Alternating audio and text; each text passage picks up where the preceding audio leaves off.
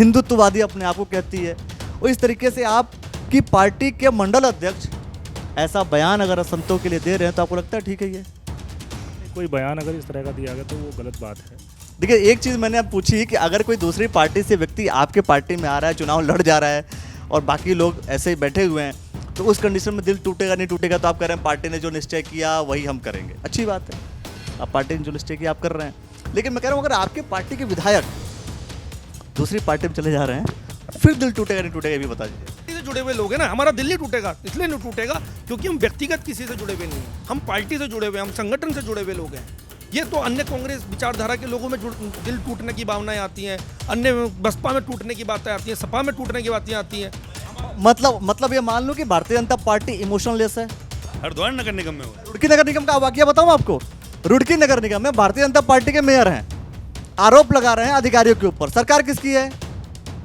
भाजपा की। इतना तो समझ में आ रहा होगा। आप हरिद्वार नगर निगम की बात करेंगे क्योंकि वो आपकी विपक्षी पार्टी का है, लेकिन आप रुड़की नगर निगम की बात नहीं करेंगे क्योंकि आपकी पार्टी का। सामने व्यक्ति ने खुला डिबेट पे बोला है कि मेरे से इतने रुपए की रिश्वत ली गई है, तो आपको खुद ही दिख रहा होगा कि किसने करा। युवा मोर्चा में रहे हैं पुष्कर सिंह धामी जी, आज मुख्यमंत्री हैं, तो क्या पता इन युवाओं का भी कभी ऐसा टर्म आ जाए, ये भी मुख्यमंत्री बन जाए।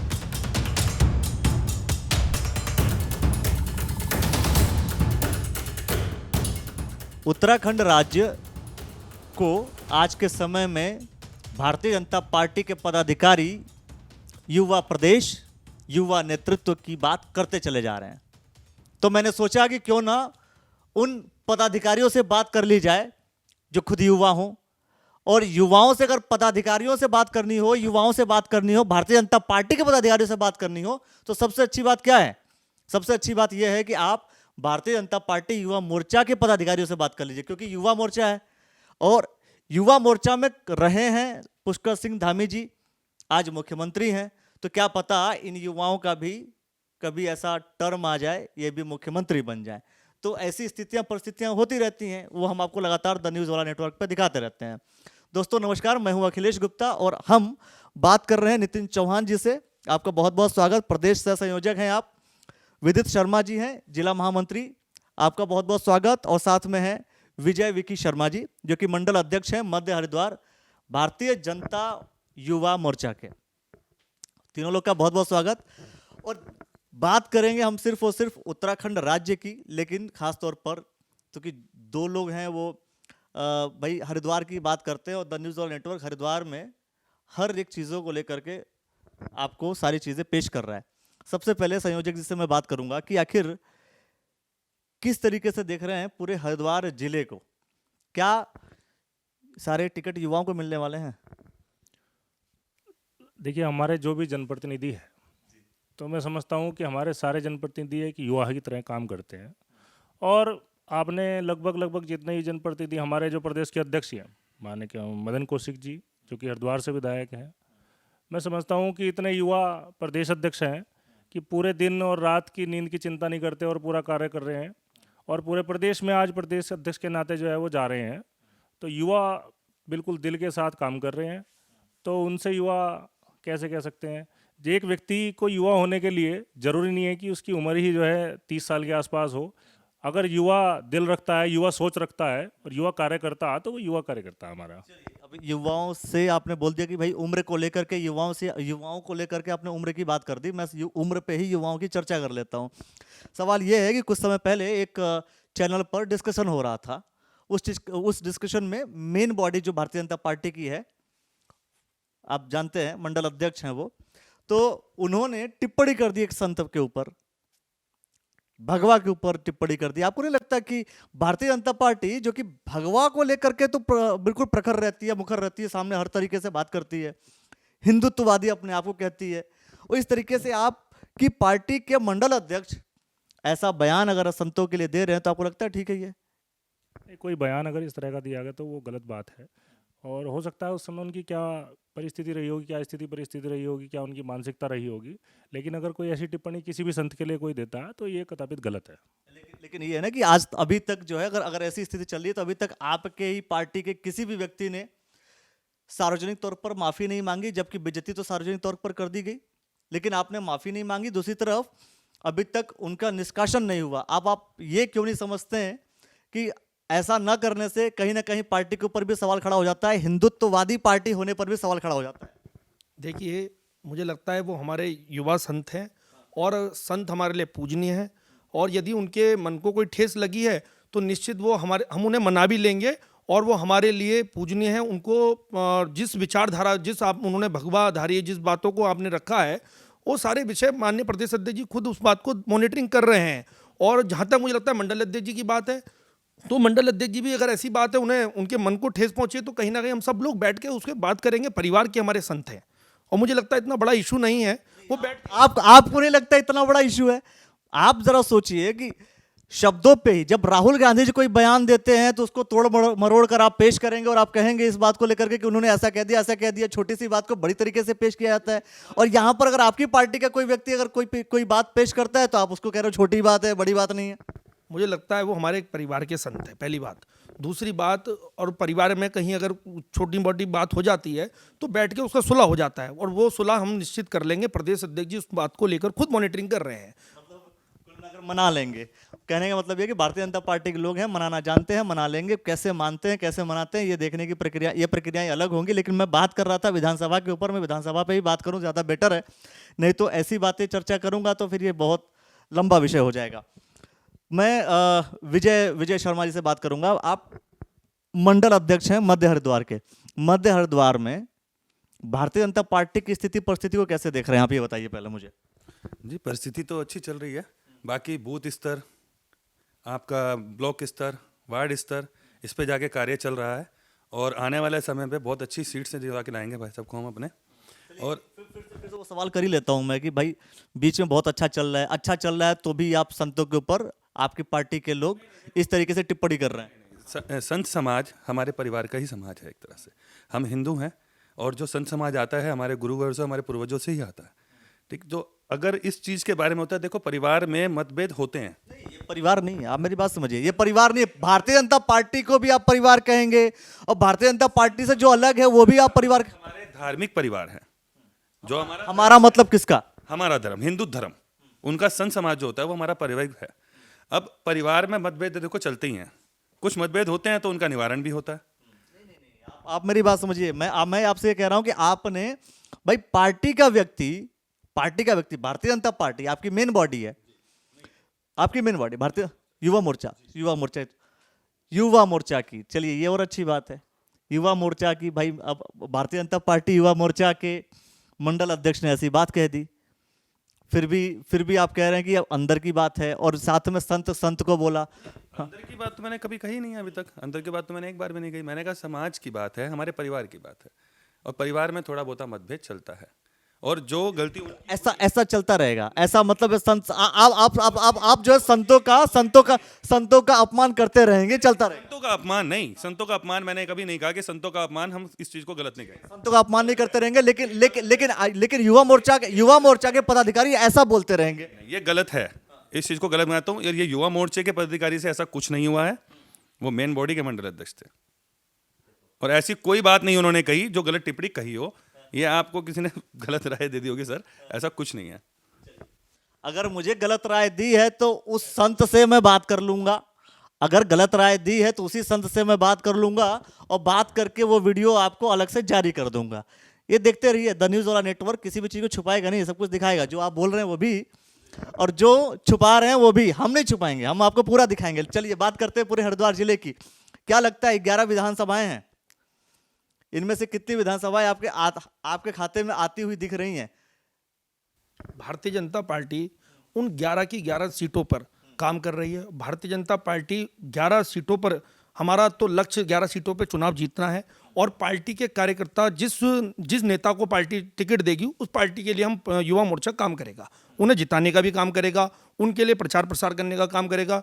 1 बूथ 20 यूथ जैसे हमने जो तमाम कार्यक्रम हमारे पार्टी ने हमें दिए, 1 मिलियन जैसे हमने घर घर जाके वोट बनाए हैं, वो सारी चीज़ें हमने, उन चीज़ों को लेकर भारतीय जनता पार्टी पूरे 11 विधानसभाओं में जाएगी। भारतीय जनता पार्टी 11 विधानसभा जीतने की कोशिश करेगी, कांग्रेस पार्टी भी 11 विधानसभाओं को जीतने की कोशिश करेगी, आम आदमी पार्टी 70 के 70 सीटें लेकर के आ रही है।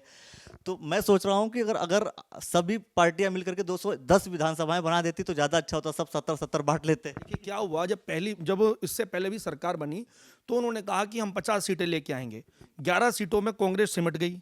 आज भारतीय जनता पार्टी पूरे प्रदेश के अंदर सबसे ज़्यादा सीटें लेके आई। हमने एक नारा दिया अब की बार 60 पर, और निश्चित आप मान लीजिए, आपकी न्यूज़ द नेटवर्क के माध्यम से मैं बता देना चाहता हूँ अखिलेश जी, भारतीय जनता पार्टी प्रदेश के अंदर सरकार भी बनाएगी और भारतीय जनता पार्टी सबसे ज़्यादा सीटों पे भारतीय जनता पार्टी चुनाव जीतेगी।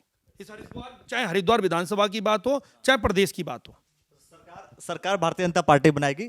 जाहिर सी बात है, युवा मोर्चा के पदाधिकारी हैं तो बात करेंगे भारतीय जनता पार्टी ही जीते ज़्यादा बेहतर रहेगी। लेकिन मैं सवाल आपसे ये कह रहा हूँ कि इस बार आपने बोला कि इस बार जिसको टिकट मिलेगा उसके साथ युवा मोर्चा की पूरी टीम लग जाएगी, तो सर किसको, जैसे कोई बसपा से आ जाएगा आपके पास, उसको टिकट देकर के आप उनको सपोर्ट कर देंगे? देखिए, ये सब चीज़ें हमारे शीर्ष नेतृत्व की है और भारतीय जनता पार्टी, देखिए हमारे मुझे एक सवाल, हमारा जो प्रत्याशी है वो कमल का फूल है। विधानसभा 11 है, हरिद्वार जिले की बात कर रहा हूँ, विधानसभा 11 है, 11 के 11 पर जिसका भी टिकट होगा वो हमारा प्रत्याशी होगा। उसको जिताने के लिए हम हर तरह से बिल्कुल पूरा काम करेंगे। मैं आप तीनों लोगों से एक साइकोलॉजिकल सवाल पूछता हूँ। भाई, क्या है कि राजनीति मनोविज्ञान से जुड़ी है कहीं ना कहीं। लोगों का अगर आपको वोट चाहिए तो भी मनोवैज्ञानिक तरीके से लोगों के दिमाग पे, वोटर्स के दिमाग में आपको कहीं ना कहीं कुछ ना कुछ चीज़ें फिट करनी पड़ती हैं।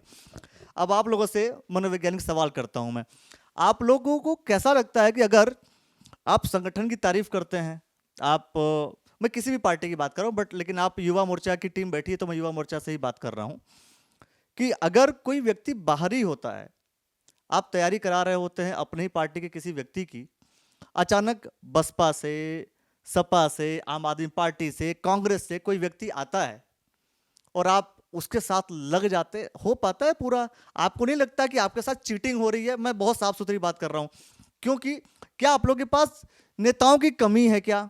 कि आपके पास पूरा संगठन है, पूरा संगठन आपके साथ लगा रहता है। मैं कह रहा हूँ युवा प्रदेश है तो किसी और को बाहर से लाने की बजाय क्यों ने विदित शर्मा जी को टिकट दे दिया जाए?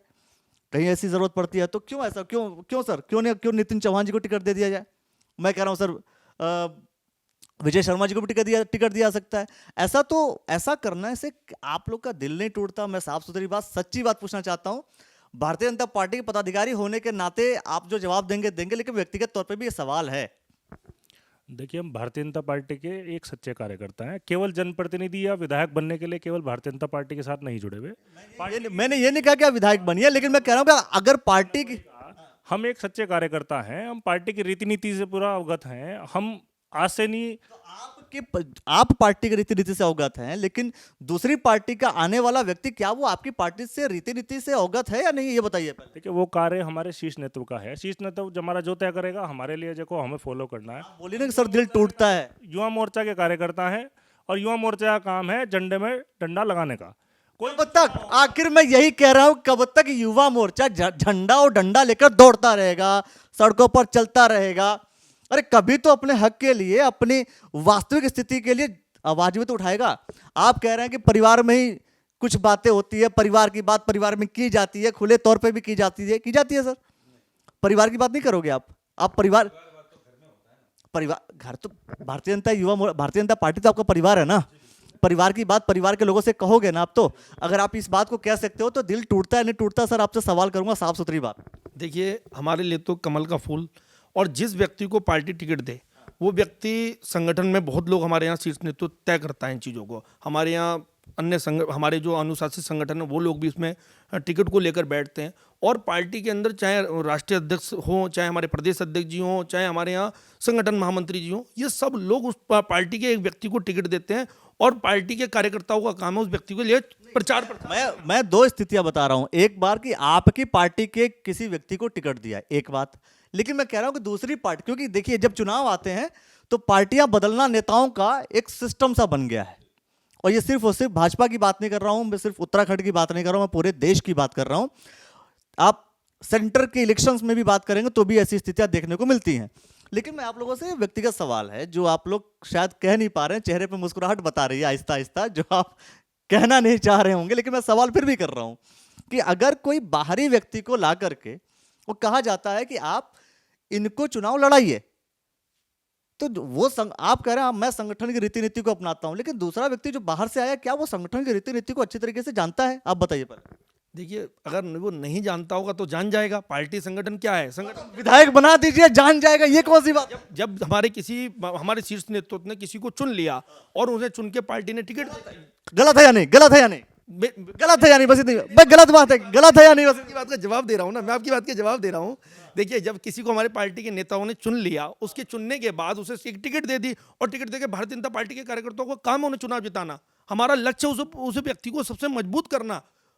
इसको फिर तानाशाही कहते हैं, इसको डिक्टेटरशिप कहते हैं, इसको कहते हैं किसी भी तरीके भाई नेता ने जो थोप दिया वो करना ही करना। अगर आपको बुरा लग रहा है, नहीं लगा, आप मुझे बताइए क्या दूसरे पार्टी से आकर के व्यक्ति चुनाव लड़ रहा है, गलत है नहीं है? अगर वो व्यक्ति भारतीय जनता पार्टी के कमल के फूल के निशान पर चुनाव लड़ रहा है तो हमें कोई बुरा नहीं लग रहा है। हमें तो सिर्फ हमारे कमल का फूल चुनाव चिन्ह होता है। हम पार्टी के कार्यकर्ता उस पार्टी को जिताने के लिए काम करते हैं, उस प्रत्याशी को जिताने के लिए काम करते हैं। कमल का फूल हमारे लिए महत्वपूर्ण है उस प्रत्याशी के लिए जिस व्यक्ति, किसी भी पार्टी से आ जाए, देखिए किसी भी पार्टी से, देखिए ये बात जोड़ दी ना, किसी भी पार्टी से आ जाए, देखिए वो सारा शीर्ष नेतृत्व हमारा तय करता है उस चीज़। किसी भी पार्टी से आ जाए, वो सारा विषय हमारे शीर्ष नेतृत्व तय करता है। उसी विषय की तो बात कर रहा हूं मैं, लॉजिकल बेस पे बात कर रहा हूं। अगर किसी भी पार्टी से आ जाए, विकी सर।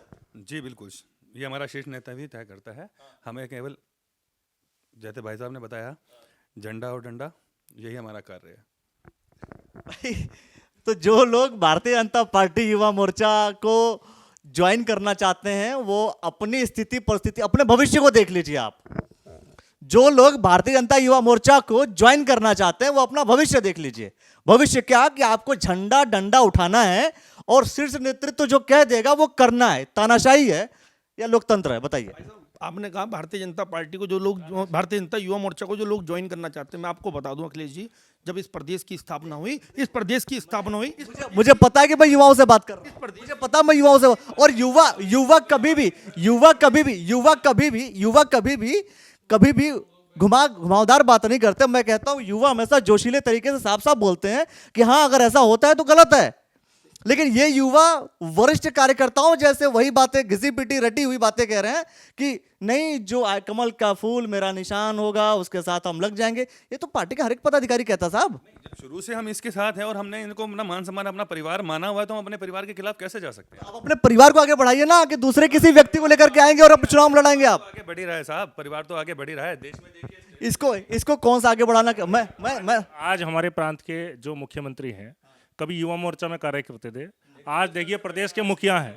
ऐसा नहीं है, पहले युवा मोर्चा में प्रदेश अध्यक्ष के नाते भी काम किया, उसके बाद भी भारतीय जनता पार्टी के लिए काम किया, उसके बाद विधायक बने, उसके बाद आज प्रदेश के मुख्यमंत्री हैं। तो ये सबसे बड़ा उदाहरण है कि आज आपने भी एक बात कही कि देख लिए युवा मोर्चा में आने के लिए आप एक बार देख लीजिए।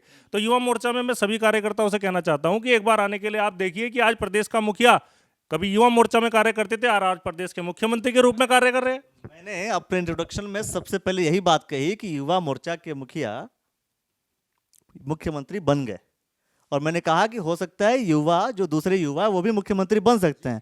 लेकिन मैं दूसरा सवाल जब मैं कर रहा हूं तो वहां पर यही युवा मोर्चा के पदाधिकारी चुप्पी साधे हुए हैं। सवाल यही खड़ा हो रहा है, इस वजह से मैं ये बात कह रहा हूं। मैं जब इस बात को कह रहा हूं कि अगर कोई दूसरी पार्टी का नेता, वो युवा हो या वृद्ध, अगर आपकी पार्टी ज्वाइन करके और आपके सिंबल पे चुनाव लड़ रहा है, आप कैसे सपोर्ट कर सकते हैं? सर आप लोग तो इस बात को कह सकते हैं, अपोज कर सकते हैं, और यही आपका अपोज करना मैं समझता हूं कि आपके शीर्ष नेतृत्व को समझाएगा कि पार्टी के लोगों को टिकट दीजिए, ना कि दूसरे बाहरी किसी आए हुए व्यक्ति को टिकट दीजिए।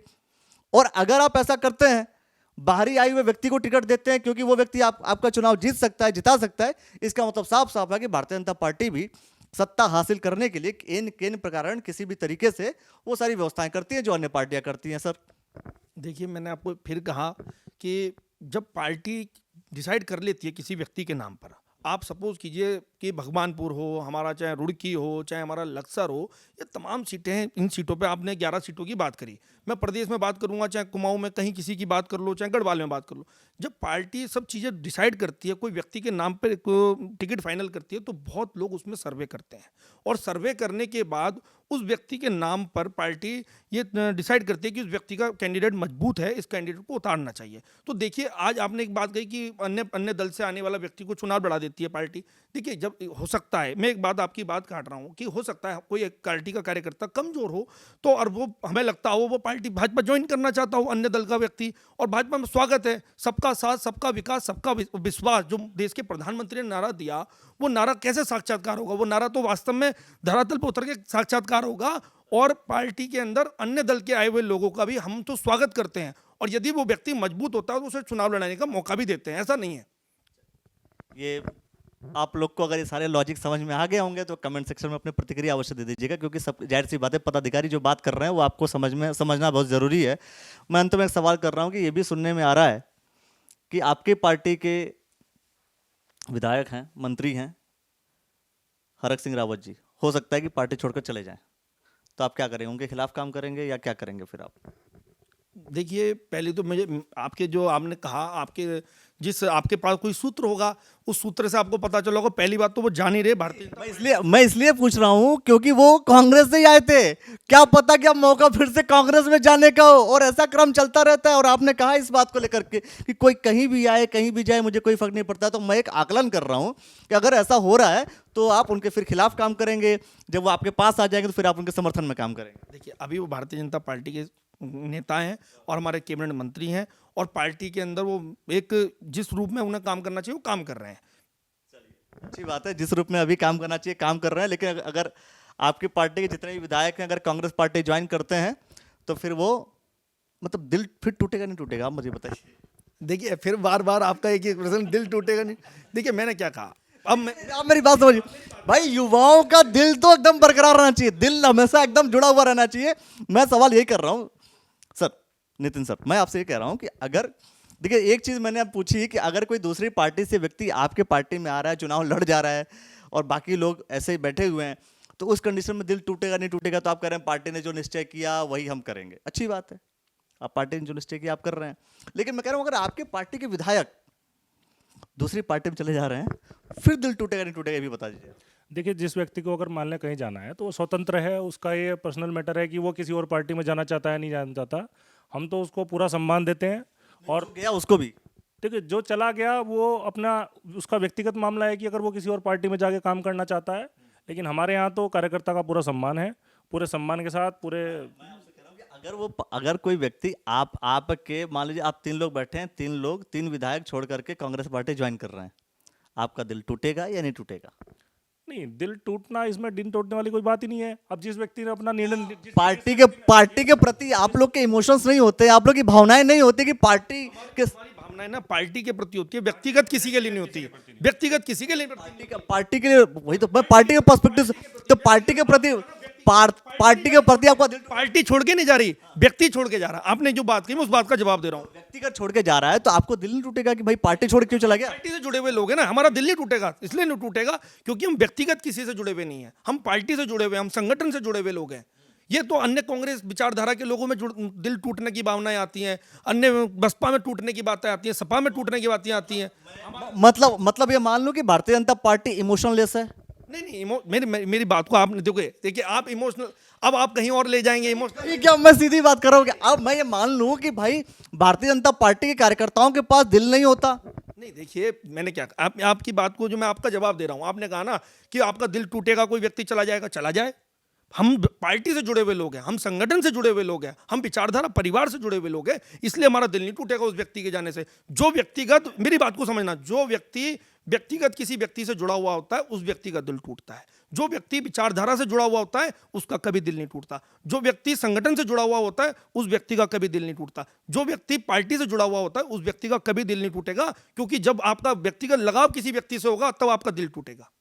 जब आपको इस बात का तो अंदाजा ही होगा कि कोई भी नेता चुनाव जीतने के लिए ही पार्टी बदलता है, कहीं ना कहीं वो राजनीतिक समीकरण, जातीय समीकरण, जो इक्वेशंस होते हैं, सभी इक्वेशंस के बेसिस पे ही पार्टियां बदली जाती हैं। इतना तो खैर आप लोग, मुस्कान आपकी बता रही है कि यही बात होती है। लेकिन अगर वो ऐसा करते हैं तो कहीं ना कहीं आपको लगता है ना कि पार्टी का हित या अहित तो होता है ना? पार्टी का हित अहित का मतलब उस पर्सपेक्टिव से बोल रहा हूँ, सरकार बनती या बिगड़ती हुई नजर आती है, हाँ या ना? देखिए, कोई व्यक्ति जा रहा है, अभी भाई साहब ने जैसे विदित भाई ने अभी एक बात कही, बहुत सुंदर बात कही कि हम जो है भारतीय जनता पार्टी के साथ है। अगर कोई व्यक्ति अपने निजी स्वार्थ के लिए कहीं किसी और पार्टी में जा रहा है तो हमारा उससे कोई लगाव नहीं है। हमारा लगाव भारतीय जनता पार्टी से है। भारतीय जनता पार्टी में ऐसा नहीं है हमारा जो प्रत्याशी होगा उससे हमारा लगाव हो जाएगा, क्योंकि वो भारतीय जनता पार्टी का प्रत्याशी होगा हमारा। वो तो ठीक है, मैं जो सवाल ये कर रहा हूँ कि भाई दिल टूटा, चलो दिल तो नहीं टूटता, इन्होंने बता दिया साफ साफ दिल नहीं टूटता, क्योंकि इमोशन वाली बातें वो कांग्रेस वाले सोचें, इमोशन इधर नहीं है, इधर नहीं सोचेंगे इमोशन को लेकर के। लेकिन फिर भी मैं सवाल ही जरूर कर रहा हूँ कि आपको ये इस बात को तो स्वीकार करेंगे आप लोग कि कोई भी व्यक्ति अगर पार्टी बदलता है तो कहीं ना कहीं सत्ता परिवर्तन होता है, सत्ता या तो बीजेपी की आएगी या तो कांग्रेस की आएगी या तो अन्य किसी दलों की आएगी। इस बात को एक्सेप्ट कर रहे हैं ना आप तो? नहीं, ये कोई बात नहीं ना। देखो, ये तो आप तोड़ मड़ोड़ के वही वो सब बातें जो है मतलब आप जो है जाहिर करते रहो ये घुमा के वही सब बातें करते रहोगे तो नहीं है। ये पार्टी का देखो, किसी का अगर जाना है तो उसका व्यक्तिगत डिसीजन है कि अगर कोई पार्टी छोड़ के जा रहा है तो उसका व्यक्तिगत डिसीजन है। हाँ, ऐसा नहीं है कि हमारी पार्टी बहुत कार्य करता है, चुनाव लड़ाने के लिए बहुत कार्य करता है, हमें कोई ऐसी सोचने वाली बात नहीं। और लॉजिकल क्वेश्चन पूछता हूं मैं, एक और क्वेश्चन कि अगर 9 विधायक 11 विधायक अगर 11 विधायक भारतीय जनता पार्टी छोड़ करके कांग्रेस पार्टी ज्वाइन कर लेंगे तो सरकार किसकी बनेगी? सरकार अभी अगर इन्हें 9 विधायक चले भी जाते हैं, 11 विधायक चले भी जाते हैं, तो शीर्ष नेतृत्व जिसे तय करेगा उसके लिए फिर दोबारा वही मेहनत करी जाएगी। मेहनत तो आप करेंगे, सरकार किसकी बनेगी? जब मेहनत करेंगे तो जनार्दन भी मिलेगा, तो जनार्दन मिलेगा, सरकार फिर भी हम ही बनाएंगे। बिल्कुल बनाएंगे। ये पक्की बात है। मतलब कि अगर मैं कह रहा हूं अगर 11 विधायक जैसे उस समय तोड़े थे तो आपकी सरकार बनी थी, इस समय तोड़ेंगे तो किसकी सरकार बनेगी? पहले तो वो 11 के 11 विधायक हम सब हमारे नेता हैं, हमारे विधायक हैं, और जो प्रत्याशी जो नहीं हमारे अगली बार लड़ेंगे। और मुझे लगता है भारतीय जनता पार्टी 11 विधायकों के लिए काम कर रही है। और पहली बार तो कोई विधायक हमारा जा नहीं रहा। मैं पूछ रहा हूं अगर जाता है तो सरकार किसकी बनेगी? अभी तो फिलहाल जा ही नहीं रहा ना, अभी तो कोई जा ही नहीं रहा ना।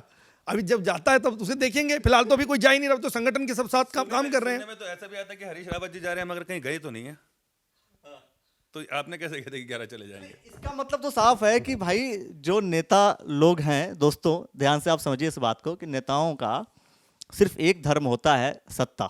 इस बात को तो एक्सेप्ट कर रहे हैं या इसको भी नहीं एक्सेप्ट करेंगे आप? सेवा होता है नेताओं का, जो धर्म होता है। सेवा तो खैर पार्टी में बिना रहे भी की जा सकती है। ये तो आपने कांग्रेस का क्वेश्चन भाजपा के लोगों से पूछ लिया। हमारे यहाँ तो सेवा ही सर्वप्रिय है। हमारे यहाँ सेवा ही सर्वधर्म है। आप कह रहे हैं विपक्ष में रह के आपने बिल्कुल सेवा करिए, बिल्कुल करिए। आप विपक्ष में रह करके सेवा की है और कांग्रेस के लोग सत्ता में रह के सेवा नहीं करते। कांग्रेस का हाल तो आप अभी देख ही रहे हैं। अभी क्या देख रहे हैं? कांग्रेस सरकार आपकी है। अच्छा, घोटाले हो रहे हैं मतलब आपकी सरकार में हो रहे हैं? सही, सरकार आपकी है ना। नगर हाँ, रुड़की नगर निगम में हो रहे हैं। रुड़की नगर निगम में हो रहे हैं। हरिद्वार नगर निगम में हो। रुड़की नगर निगम का वाकया बताऊं आपको। रुड़की नगर निगम में भारतीय जनता पार्टी के मेयर हैं, आरोप लगा रहे हैं अधिकारियों के ऊपर। सरकार किसकी है? भाजपा की।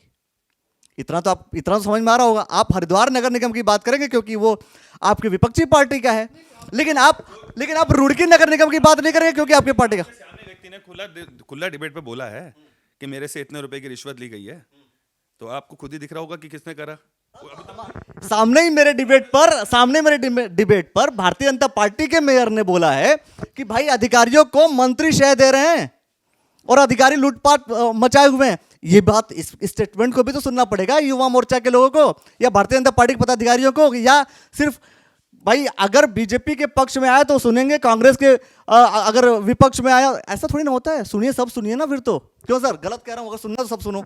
देखिए, पहले तो मैं विक्की भाई की बात से बड़ा सहमत हूँ। आपके कई पूरे हरिद्वार के अंदर वो एक बहुत प्रचलित वायरल हुई ऑडियो, जिसमें एक व्यापारी खुलेआम मेयर पति से 1 लाख रुपए मांगता है, और वो मेयर पति इस प्रकार के बातों को उनको उलझाता बदतमीजी करता है। और उसके बाद वो एक न्यूज़ चैनल के माध्यम से ऑनलाइन डिबेट पे आता है। डिबेट पे आके वो कहता है कि मेरे से पैसे लिए गए और अगर मेरे को पैसे वापस नहीं करेंगे तो मैं कोर्ट में जाऊंगा। और मैं आपको बता दूं, उसमें कई कांग्रेस के पार्षद भी संलिप्त हैं और उनके जो पीआरओ हैं वो भी संलिप्त हैं। खुद मेयर का भी नाम उसने खुल के लिया है। यही बात तो मैं आपसे कह रहा हूं कि आप हरिद्वार निगम की बात कर रहे हैं पर आप रुड़की नगर निगम की बात नहीं कर रहे हैं, जहां भाई दोनों शहरी विकास मंत्री के अंतर्गत आता है। तो मैं उस कंडीशन में बोल रहा हूं कि रुड़की के मेयर जब आरोप लगा रहे हैं अपनी पार्टी, भाई उनकी पार्टी की सरकार है ना, तो उस स्थिति में आपको नहीं दिखता कि वहां भी भ्रष्टाचार है, उसका आप जिक्र नहीं करेंगे? देखिए जो उनके यहाँ क्या परिस्थिति होगी, उन्होंने बात करी होगी कैबिनेट मंत्री से। खुलेआम है, जब चैनल पर चल रहा तो खुलेआम है। उन्होंने कैबिनेट मंत्री से बात करी होगी। कोई अधिकारी हो सकता है उन्हें परेशान कर रहा हो, तो उस रूप में मुझे लगता है उन्होंने बात करी होगी और वो बात कहीं ना कहीं सॉर्ट आउट भी हुई है। नहीं हुई है साहब, कल की अरे बहुत सारी बातें, द न्यूज़ वाला नेटवर्क हर एक चीज को दिखा रहा है, बताता रहेगा। खैर, युवा हैं, भारतीय जनता पार्टी युवा मोर्चा के पदाधिकारी हैं, भारतीय जनता पार्टी की पॉजिटिवनेस की बात हमेशा करते रहेंगे। लेकिन मैं ये जरूर कई बार ऐसा उम्मीद करता हूँ कि जब भी कोई व्यक्ति बैठे तो कभी कभी अपने दिल की बात भी कर ले। ज़रूरी नहीं है कि हमेशा बार बार आप पार्टी के पॉइंट ऑफ व्यू को ही रखें। और मैं युवाओं से तो एटलीस्ट ये उम्मीद कर सकता हूँ कि वो वरिष्ठ पार्टी वाले सेगमेंट्स की तो बात ना करें तो ज़्यादा अच्छा। क्यों सर, गलत कह रहा हूँ, बता दीजिए। नहीं, देखिए, उन वरिष्ठ लोगों से सीख के ही तो हम युवा मोर्चा में काम कर रहे हैं, उन्हीं के मार्गदर्शन में हम काम कर रहे हैं। भाई, वरिष्ठ लोग हमें आशीर्वाद दे रहे हैं, हमें सम्मान दे रहे हैं, हमें सिखा रहे हैं, उन्हीं की रीति नीति पे चल के तो हम काम कर रहे हैं। आप बताओ। चलिए, फिलहाल हरिद्वार जिले में 11 विधानसभाएं हैं। उन 11 विधानसभाओं को लेकर के स्थितियां परिस्थितियां जो कुछ भी होती रहेंगी, हम आपको लगातार बार दिखाते रहेंगे और युवा मोर्चा के पदाधिकारियों से भी बात करेंगे। साथ में कांग्रेस पार्टी के भी युवाओं से हम जरूर चर्चा करने वाले हैं। चलिए, एक बात बता दीजिए, इस बार की कितने प्रतिशत हरिद्वार के युवाओं को टिकट मिलने वाला है? देखिए, भारतीय जनता पार्टी कमल के फूल का चुनाव चिन्ह होगा और जो प्रत्याशी होगा उस प्रत्याशी के लिए भारतीय जनता पार्टी का कार्यकर्ता काम करेगा। अब से ये डायलॉग आप रिकॉर्ड करके रख लीजिए। जब भी ऐसे सवाल आपके मन में आए तो इसी सवाल का जवाब हमेशा सुन लीजिए, क्योंकि हर एक पार्टी के पदाधिकारी इसी जवाब को लेकर के चलता है। अच्छी बात है, ये सब चीज़ें आपको द न्यूज़ वाला नेटवर्क पर हमेशा लगातार दिखती रहेंगी। आज मैं जिन युवाओं से बात की, आप सभी का बहुत बहुत धन्यवाद करता हूँ, आप लोगों ने जो समय दिया। और दोस्तों, ऐसे लगातार वीडियोस देखने के लिए द न्यूज़ वाला नेटवर्क को फॉलो कर लीजिए। यूट्यूब चैनल पे देख रहे हैं तो यूट्यूब चैनल को सब्सक्राइब कर लीजिए। आप सभी का बहुत बहुत धन्यवाद दोस्तों, बहुत बहुत शुक्रिया। और इन सारे सिनेरियो को देख करके आप क्या सोचते हैं वो कमेंट सेक्शन में अपनी प्रतिक्रियाएं बस दीजिए। धन्यवाद आपका।